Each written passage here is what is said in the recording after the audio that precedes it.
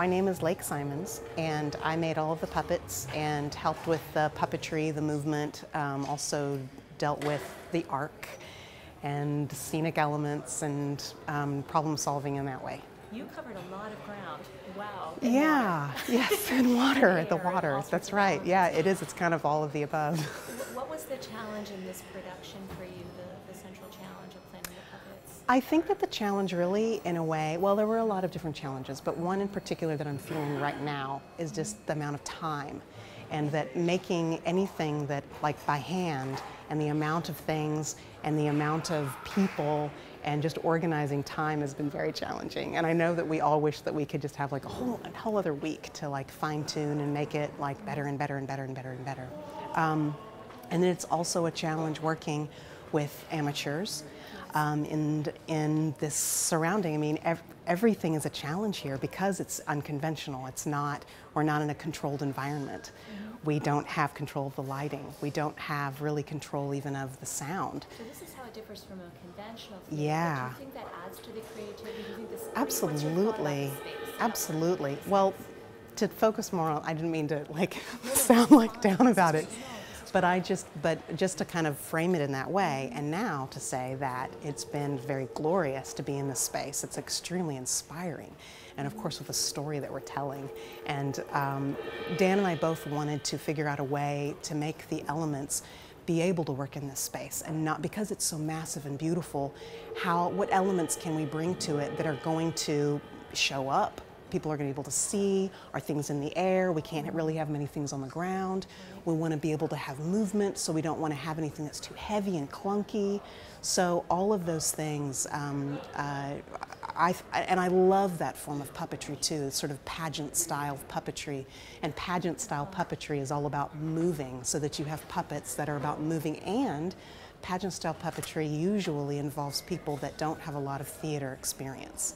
And so there's something about it that's it's rhythmic and it's following, and I mean the music itself is really the thing that everyone is you know, it's the star of the production, you know, and I feel it, especially now having the orchestra. It's just amazing.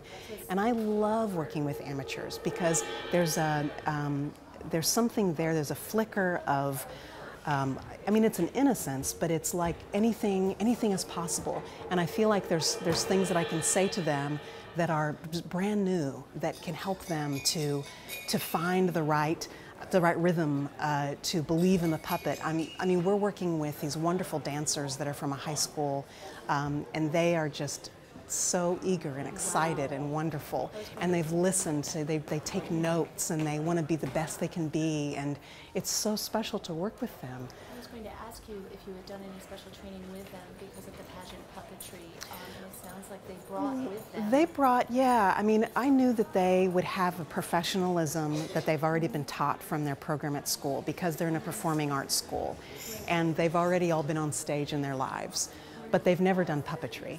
And so it was, the challenge for them was to go from, I'm a dancer and I'm on stage and everyone's looking at me, to I'm holding this thing, this puppet, this water, and it's about that. That has to be the thing that comes to life now. I have to give that the power. I have to put my energy into that.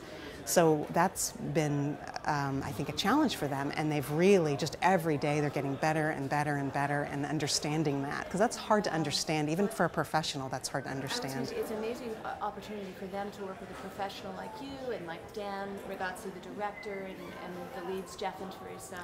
But you have worked at places like the New York Shakespeare Festival, and yeah. Obviously that's a very professional theater, one that people associate with the creme de la creme of New York theater, and it sounds like this is just as rewarding an experience. Oh, definitely, definitely. I mean, even at New York Shakespeare Festival, I was working with people that had never had a puppet in their hands before.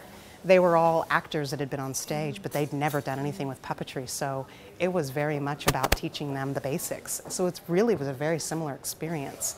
A little bit of a different experience just in the sense of, okay, it's time to perform. Now I'm on. Now it's time to, you know, to be together. I mean, they're high school. Yes, they are high school. That's true. But we're having so much fun, and I'm really bonding with them, and I feel a lot of trust from them, you know. And I'm trying to create a respect between both of us so that they will appreciate this. You know, part of my job is to get them to get this. You know, that it's not just, oh, I'm gonna go be in this show and I don't know what I'm doing, but just, I'm in this show and it's in this amazing church and I puppeteer and I'm dancing and I'm doing all these things and they trust me and it's incredible, I have all this control.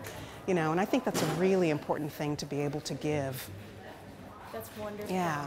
Thank you very much. Sure, it's a pleasure. I'm really happy to be here. It's really special for me to be a part of this.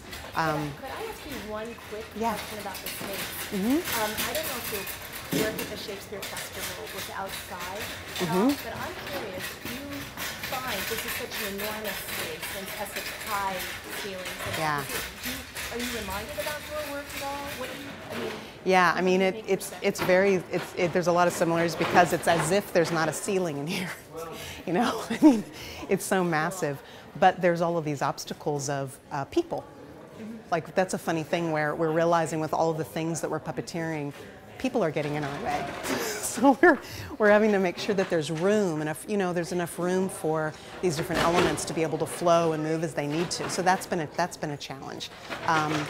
But the space, it's so airy, and I think that it's so incredible to have things that are like mimicking nature in an indoor location. Like, even though the space is massive and big, I mean, it's still inside, and so to have these elements like water and animals, and that they're in an indoor setting, it just sort of helps. It's just another, I don't know, it allows hopefully the audience will be able to really go there with us and be in the water with us and be with the animals as they march in and, just have that kind of an experience. Yeah, I was feeling a lot of that today. Oh, good. Watching. Oh, good. Thank you very much. Would you mind just saying your name and Sure. your function production? Yeah.